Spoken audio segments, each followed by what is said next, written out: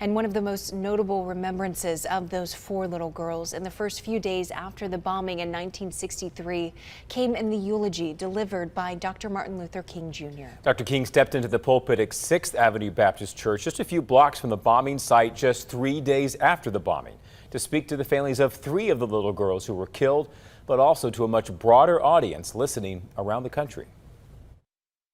Dr. Martin Luther King Jr. gave hundreds of speeches in his life, and sadly, many were born out of tragedy.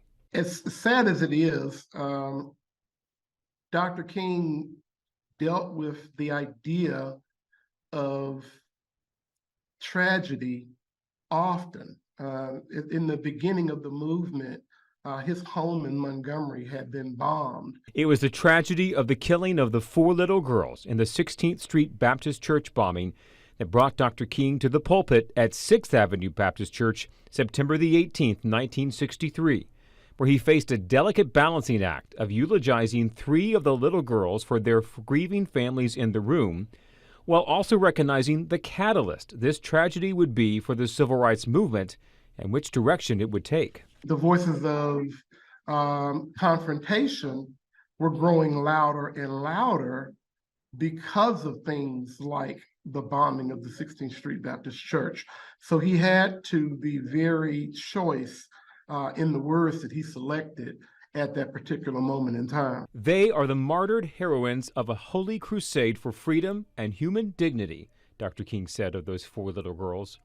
They have something to say to every politician who has fed his constituents with the stale bread of hatred and the spoiled meat of racism. We have to really go back to the week before when Dr. King was first informed of the events of what had taken place at the 16th Street Baptist Church. He looked up into the ceiling and he yelled at the top of his voice to God.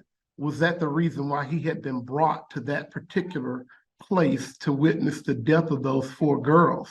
And he became overwhelmed with emotion. And Dr. King had to balance the need to speak to the greater crowd with the need to minister to these specific families grieving a tragic loss. You gave to this world wonderful children, he said.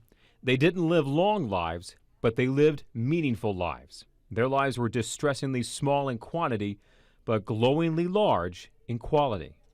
I think is very powerful because I think if you really read it, his eulogy is in so many ways a continuation of the letter that he wrote from a Birmingham jail.